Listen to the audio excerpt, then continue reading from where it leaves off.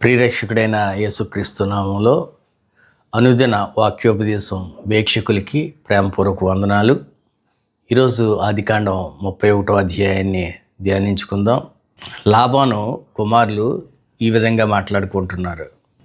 మన తండ్రి ఆస్తి యావత్తు కూడా యాకోబు సంపాదించుకుంటున్నాడు. మన తండ్రి ఆస్తి అంతా కూడా తను తీసేసుకుంటున్నాడు అని మాట్లాడుకుంటున్నారు. ఈ మాట యాకోబు విన్నాడు. చూడండి, సహజంగా లోకల్లో మనకు తెలిసినటువంటి విషయం ఏంటంటే బామ్మర్దులు బతుకు కోరతారు అంటారు. అంటే అన్నగారు బాగుంటే తమ్ముడు సహించకపోవచ్చు, తమ్ముడు బాగుంటే అన్నగారు సహించకపోవచ్చేమో, కానీ బామ్మర్దులు సహజంగా ఏం చేస్తారంటే బావగారు బాగుంటే బాగుంటుంది, నా చెల్లెలు కుటుంబం బాగుంటుంది, నా అక్క కుటుంబం బాగుంటుందని సహజంగా ఉండేటువంటి స్వభావం. కానీ ఇక్కడ మరి యాకోబు ఎల్లరకం రావడం వల్ల ఏమిటో కానీ బామ్మర్దులు మాట్లాడుకుంటున్నారు, మన ఆస్తి అంతా కూడా ఇతను తీసేసుకుంటున్నాడు, మన సంపద అంతా కూడా ఇతను పాలైపోతుంది అని చెప్పుకుంటున్నారు. ఈ చాటుగా మాట్లాడుకునేటువంటి మాటలు యాకోబు చెవిని పడ్డాయి. తన మనసు నొచ్చుకుంది. అంతేకాదు తన మామ అయినటువంటి లాబాను అంతకుముందు ఉన్నట్లుగా తన ముఖం లేదట. చూడండి, ఎప్పుడైతే మనలో అనుమానం అనేది వచ్చిందో సహజంగానే ఎదుటి వాళ్ళు చూస్తే వాళ్ళు ఏదో పనుల్లో ఉండి మనతో సరిగ్గా మాట్లాడకపోవచ్చు, లేకపోతే ఏదో ఇబ్బందుల్లో ఉండి మనతో సరిగ్గా మాట్లాడకపోవచ్చు, రకరకాల కారణాలు ఉంటాయి. కానీ యాకోబులో ఎప్పుడైతే అనుమానం వచ్చిందో లాబాను కూడా తనతో సరిగ్గా మాట్లాడడం లేదు అనేటువంటి ఆలోచనకు వచ్చేసాడు. ఈ విషయంలో దేవుడు యాకోబుకు ప్రత్యక్షమయ్యి, యాకోబు, నీవింకా ఇక్కడ ఉండొద్దు, నీ దేశానికి నీ తండ్రి ఇంటికి తిరిగి వెళ్ళిపో అని చెప్తున్నారు. వెంటనే యాకోబు తన భార్యలైనటువంటి లేయాని, రాహేల్ని తనున్నటువంటి చోటుకి పిలిపించాడు. అక్కడికి వచ్చారు, వారితో చెప్తున్నాడు, ఈ విధంగా మీ అన్నలు నా గురించి చెప్పుకుంటున్నారు, మీ తండ్రికి నా మీద ప్రేమ ఇది వరకు ఉన్నట్లుగా లేదు, ఇప్పటికే 10 సార్లు జీతం మార్చాడు, అయినప్పటికీ కూడా నా సాయశక్తిలా నేను పనిచేస్తూ వచ్చాను, నమ్మకంగా పనిచేస్తున్నాను, పొడవలు కలిగినవన్నీ నీవి అంటే అలాగేనని చెప్పాను. అప్పుడు దేవుడు నా పక్షంగా ఉండి పొడవలు కలిగినవి సంతానంగా పుట్టేటట్లుగా చేశాడు. లేదు, ఈసారి సార్లు కలిగినవి నీవన్నాడు మీ నాన్న, సరేనన్నాను. అప్పుడు దేవుడు నా పక్షంగా ఉండి మరలా సార్లు కలిగినవన్నీ కూడా పిల్లలు పెట్టేటట్లుగా చేశాడు. ఇలాగా నీ తండ్రి నన్ను అనేక సార్లు మోసం చేద్దామని చెప్పి ప్రయత్నించినప్పటికీ కూడా తన చేతుల్లో నేను మోసపోకుండా నాకు మేలు చేశారు అని చెప్పి యాకోబు తన భార్యలతో చెప్తున్నాడు. ఆ మేకలు, పొట్టేళ్ళు చూలికాలంలో దర్శనం అందే నాకు తెలిసేది, మీ నాన్న నాకు ఏవైతే ఇస్తానని చెప్పేవాడో అవే వాటికి పిల్లలుగా పుట్టబోతున్నాయి అని చెప్పి నాకు తెలిసేది అని చెప్పి యాకోబు తన భార్యలతో చెప్తున్నాడు. అంతేకాదు దేవుని దూత యాకోబుతో మాట్లాడుతున్నారు, యాకోబు, నీ మామ నిన్ను పలుమార్లు మోసం చేయాలని చెప్పి చూశాడు, అయినా నేను తోడుగా ఉన్నాను. నీ తండ్రి ఇంటి నుంచి నువ్వు బయలుదేరి వచ్చేటప్పుడు మార్గ మధ్యలో నువ్వు ఎక్కడైతే స్తంభాన్ని నిలవబెట్టి దాని కొన మీద నూనె పోసి నువ్వు ప్రార్థించావో ఆ బేతేలు దేవుణ్ణి నేనే, నీవు తిరిగి మరలా నీ తండ్రి ఇంటికి నువ్వు రా అని చెప్పి దేవుడు నన్ను పిలుస్తున్నారు అని యాకోబు చెప్తున్న పరిస్థితి. భర్త తన భార్యకి ఏదైనా చిన్న మాట చెప్తే చాలండి, వెంటనే రియాక్ట్ అవుతారు. ఇక్కడ అదే జరుగుతుంది. లేయా, రాహేలు వెంటనే అంటున్నారు, ఇంకా మా తండ్రితోటి మా అన్నలతోటి మాకు పాలు ఎక్కడుంది, వాళ్ళు సంపాదించిన సంపాదన అంతా ఎవరిదది, మనది కాదా, నువ్వు కష్టపడ్డదే కదా అదంతా అని. కాబట్టి నీ దేవుడు ఏటైతే చెప్పారో ఆ మాట ప్రకారం మనం ఇక్కడి నుంచి వెళ్ళిపోదాం అని చెప్పి తన భర్తతో చెప్తున్నారు. యాకోబు వెంటనే తన కలిగినటువంటి భార్యల్ని, కుమారుల్ని, కుమార్తెని, అలాగే గొర్రెల్ని, ఒంటెల్ని, తన కలిగినటువంటి యావదాస్తిని కూడా సిద్ధపరచుకుని అక్కడి నుంచి బయలుదేరిపోతున్నాడు తన తండ్రి ఇంటికి. ఆ సమయంలో లాబానేమో తన గొర్రెలకి బొచ్చు కత్తిరించడానికని చెప్పి మందల్లోకి వెళ్ళాడు. ఇదే అదునుగా చూసినటువంటి చిన్న కుమార్తె రాహేలు తన గృహంలో ఉన్నటువంటి గృహదేవతల్ని దొంగిలించి తీసుకుని వెళ్ళిపోయింది. యాకోబు ప్రయాణం గిలాదు కొండవైపు సాగుతుంది. అయితే తన మామతో కానీ తన బావమరుదులతో కానీ నేను ఇక్కడి నుంచి వెళుతున్నాననేటువంటి సంగతి యాకోబు కానీ యాకోబు భార్యలు కానీ వాళ్ళకి చెప్పకపోవడంతో అక్కడ దేవుడు రాయించినటువంటి పదం ఏమిటంటే యాకోబు పారిపోతున్నాడు. చూడండి, మనం చేసేటువంటి పని యథార్థంగా లేకపోతే దేవుడు ఒకవేళ మనకు తోడుగా ఉన్నప్పటికీ కూడా మన తప్పుని తప్పుగా చూపించే దేవుడు. అంతేకాదు, ఈ సంగతి లాబానికి 3 దినాల తరువాత తెలిసింది. తన బంధువులందరినీ వెంట పెట్టుకుని యాకోబుని కలవడానికి ప్రయాణమై వెళ్ళాడు.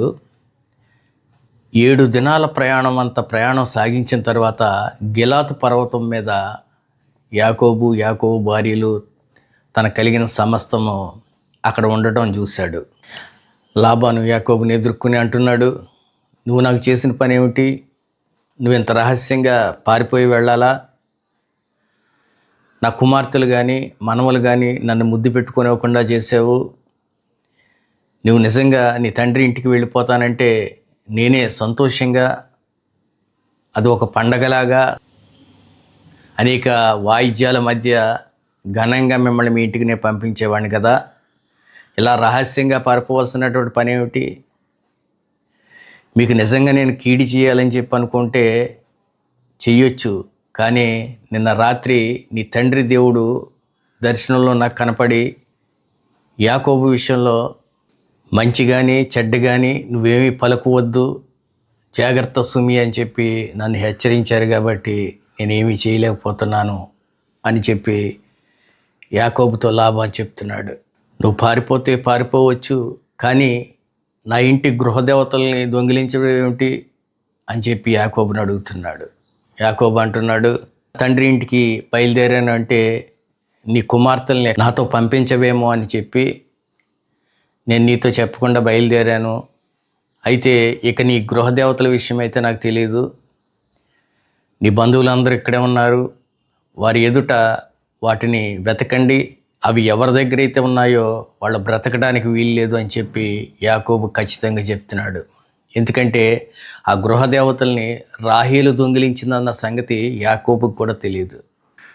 లాబాను ఆ మాట చెప్పిన యాకోబు గుడారంలోని, లేయా గుడారంలోని, రాహేలు గుడారంలోని, అలాగే వాళ్ళ దాసీల గుడారాల్లోని అక్కడ ఉన్నటువంటి సామాగ్రి అంతట్లో కూడా వెతుకుతున్నాడు. లేయా గుడారంలో వెతికాడు, అక్కడేమీ కనపడలేదు. అక్కడ నుంచి రాహేలు గుడారంలోకి మరలా వచ్చాడు, అక్కడ వెతుకుదామని చూస్తున్నాడు. అయితే ఒంటి సామాగ్రి ఉన్నటువంటి సామాగ్రిలో ఈ దొంగిలించినటువంటి గృహదేవతల్ని రాహేలు ఉంచి వాటి మీద కూర్చుని ఉంది. అయితే లాబాను లోపల అంతా కూడా తడిమి చూశాడు, కానీ ఎక్కడా కూడా అవి కనపడలేదు. రాహేలు అంటుంది, తండ్రి నీవు నా గుడారంలోకి వచ్చి వెతుకుతున్న సమయంలో నేను లేవలేకపోతున్నందుకు నన్ను క్షమించు. నేను బయట ఉన్నాను కనుక లేవలేని స్థితిలో ఉన్నాను అని చెప్తుంది. లాబాను మొత్తం వెతికినా కానీ ఏమీ దొరకలేదు. అప్పుడు యాకోబు లాబాన్ని పిలిచి కోప్పడుతున్నాడు, ఎందుకు నీవు ఈ రీతిలో మమ్మల్ని బాధ పెడుతున్నావు? ఎందుకు మమ్మల్ని తరుగుతున్నావు? ఎందుకు మమ్మల్ని దొంగలు చూసినట్టు చూస్తున్నావు? నువ్వు మొత్తం అంతా వెతికావు కదా, నీ వస్తువు ఏమైనా ఒకటైనా దొరికిందా? దొరికితే నీవారు నావారు కూడా ఇక్కడే ఉన్నారు, వారి అందరి ఎదుట దాన్ని చూపించు అని చెప్పి లాబాన్ని అడుగుతున్నాడు. 20 సంవత్సరాలుగా నీ దగ్గర నేను పనిచేశాను, గొర్రెల్ని మృగాలు తిన్నా కూడా ఆ నష్టాన్ని నేనే భరించాను తప్ప నీకు చెప్పలేదు. అవి ఒకవేళ ఎవరైనా దొంగిలించినా కూడా, రాత్రివేళ దొంగిలించినా పగలు దొంగిలించినా వాటి నష్టాన్ని నాకు అప్పగించావు కానీ నువ్వెన్నడూ భరించలేదు. 20 సంవత్సరాలు నీ మందను మేపే సమయంలో ఎండకి ఎండాను, వర్షానికి తడిచాను, మంచుకి క్షీణించిపోయాను. అయినా కూడా నీ కుమార్తెల విషయమై 14 సంవత్సరాలు మందలు కాశాను. 6 సంవత్సరాలు నీ 2 కుమార్తెల నిమిత్తం, 14 సంవత్సరాలు నీ మందల నిమిత్తం, 6 సంవత్సరాలు, 20 సంవత్సరాలు నీ దగ్గరనే పనిచేశాను. ఇంత నేను కష్టపడ్డా కూడా నువ్వు నా జీతాన్ని 10 సార్లు మార్చావు అని చెప్పి యాకోబు తన బాధ అంతా కూడా వెళ్ళగక్కుతున్నాడు. నా తండ్రి దేవుడు, అబ్రహాం దేవుడు, ఇస్సాకు భయపడినటువంటి దేవుడు నాకు తోడుగా ఉన్నాడు కాబట్టి ఇవన్నీ నేను తీసుకువెళ్తున్నాను, కానీ లేకపోతే నువ్వు నన్ను ఒట్టి చేతులతో పంపించేవాడివి అని చెప్తున్నాడు. దేవుడు నా ప్రయాసని, నా కష్టాన్ని చూశారు కాబట్టే నిన్న రాత్రి దర్శనంలో నిన్ను గద్దించారని చెప్పి లాబాన్తో చెప్తున్నాడు.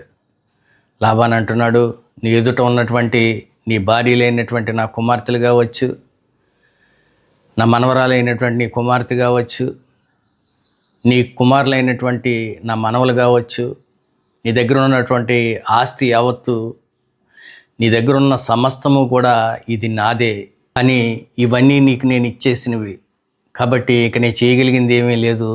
సరే, మన ఇద్దరము నిబంధన చేసుకుందాం రా అని చెప్పి యాకోబుని అడుగుతున్నాడు. అప్పుడు యాకోబు ఒక రాయిని తీసుకుని నిలవబెట్టాడు. అక్కడ చుట్టూ ఉన్నటువంటి రాళ్ళని పోగేయమని చెప్పి దాని బంధువులతో చెప్పాడు. వాటన్నిటినీ ఒక రాశిగా పోగేశారు. ఆ రాశికి యగర్ సహదూత అని పేరు పెట్టాడు. అంటే రాళ్ల దూత అంటే అర్థం సాక్షి కుప్ప. అక్కడ అందరూ కూర్చుని భోజనం చేశారు. తర్వాత లాబాను దానికి యగర్ సహదూత అని పేరు పెట్టాడు. అంటే సాక్షి కుప్ప. ఆ రాళ్ల గుట్టకి యాకోబు కూడా పేరు పెడుతున్నాడు, గలేదు అని పేరు పెట్టాడు. ఈ 2 పదాలకు కూడా సాక్షి కుప్ప అనే అర్థం వస్తుంది. నా కుమార్తెల్ని నీకు అప్పగిస్తున్నాను, వారికి కానీ వారి పిల్లలకు కానీ నువ్వు ఎటువంటి హాని చేయొద్దని చెప్పి యాకోబుకి అప్పగిస్తున్నట్లుగా అక్కడ వాక్యధారంగా మనకు కనపడుతుంది. అంతేకాదు, మనం నిబంధన చేసుకున్నట్లుగా ఈ సాక్షి కుప్పని దాటి నువ్వు నా యొద్దకు వచ్చి నీవు నాకు హాని చేయకూడదు, అలాగే నేను కూడా ఈ సాక్షి కుప్పని దాటి వచ్చి నీకు నేను హాని చేయకూడదని చెప్తున్నాడు. లాబాన్ అంటున్నాడు, మీ దేవుడు మా దేవుడు కూడా దీనికి సాక్ష్యం అని చెప్పి అంటున్నాడు. అప్పుడు యాకోబు, దేవుని మీద ప్రమాణం చేసి చెప్తున్నాను, నేను ఎటువంటి కీడు చేయనని. యాకోబు కొండ మీద బలి అర్పించి తన బంధువులందరినీ కూడా పిలిచి అందరికీ కూడా భోజనం సిద్ధపరిచాడు. అందరూ చక్కగా సంతోషంగా భోజనం చేశారు. తర్వాత లాబాను తన కుమార్తెల్ని, మనవరాల్ని, మనవల్ని అందరినీ దీవించి అక్కడి నుంచి తన ఊరికి బయలుదేరి వెళ్ళిపోయాడు. యాకోబు అప్పటికే 20 సంవత్సరాల నుంచి తన మామ దగ్గర పనిచేస్తున్నప్పటికీ కూడా, యాకోబుని బట్టి లాబాను ఎంతగా దీవించబడుతున్నప్పటికీ కూడా, లాబాన్ దగ్గర నుంచి యాకోబు బయలుదేరే సమయానికి దేవుని కృపచేత యాకోబు దీవించబడ్డాన్ని లాబాను కుమారులు కానీ లాబాను కానీ సహించలేకపోతున్నారు అనేటువంటి విషయం ఇక్కడ మనకు కనపడుతుంది. నేటి దినాల్లో కూడా చూస్తాం. మన బంధువులే అని చెప్పి మనం అనుకోవచ్చు, కానీ కొంతమందిలో ఉండే స్వభావం ఏంటంటే వారికి ప్రయోజనం ఉంటేనే బంధుత్వాలు కొనసాగించేటువంటి పరిస్థితి. వారికి ప్రయోజనం లేదు అంటే ఎంతటి వారినైనా విడిచిపెట్టేస్తున్నారు. ఆ దినాల్లో కూడా ఆ పరిస్థితి కనపడుతుంది. అయినప్పటికీ యాకోబుకి దేవుడు ఏ మాట అయితే ఇచ్చారో ఆ మాట చెప్పున యాకోబుకి తోడుగా ఉండి యాకోబుని ఆశీర్వదిస్తూ యాకోబుని తన తండ్రి ఇంటికి మరలా దేవుడు చేరుస్తున్నట్లుగా ఇక్కడ వాక్యాధారంగా మనకు కనపడుతుంది. ఈ కొద్దిపాటి మాటలు దేవుడు దీవించినగాక. ఈ వాక్యాన్ని వీక్షిస్తున్నటువంటి వారు, ఈ వాక్యాన్ని వింటున్నటువంటి వారు, వారి కుటుంబాలు బహుగా దీవించబడుగాక. ఆమెన్. చిన్న ప్రార్థన చేసుకుందాం. పరిశుద్ధుడా, కృప కలిగిన దేవా, దయగలిగిన తండ్రి, మీ పరిశుద్ధమైన పాదాలకు వేలాది స్తుతులు స్తోత్రాలు నాయన. మరొక దినం సజీవుల లెక్కలో నన్ను ఉంచి సజీవుడైన మీ గురించి, సజీవమైన మీ వాక్యం గురించి ప్రస్తావించడానికి ఈ అల్పుడినైన నన్ను మీ బోరగా వాడుకుంటున్నందుకు మీ స్తుతులు చెల్లించుకుంటున్నాను. ఈరోజు ఆదికాండం 31వ అధ్యాయం ధ్యానించుకోవటానికి మీరు సహాయం దయచేశారు. అయ్యా, యాకోబుకి ఎవరు లేకపోయినా మీరు తోడై ఉన్నట్లుగా, యాకోబుని అన్ని విషయాల్లో దీవించినట్లుగా వాక్యాధారంగా మాకు బయలుపరచబడుతుంది. ఈ లోకంలో ఎవరున్నా లేకున్నా మీ కృప మాకు చాలును అన్నట్లుగా మా బ్రతుకులు మార్చబడ్డానికి సహాయం దయచేసి మహిమ, ఘనత, ప్రభావంలో మీరే పొందుకునమని పరిశుద్ధుడైన యేసుక్రీస్తు నామములో బ్రతిమాలు వేడుకుంటున్నాం తండ్రి.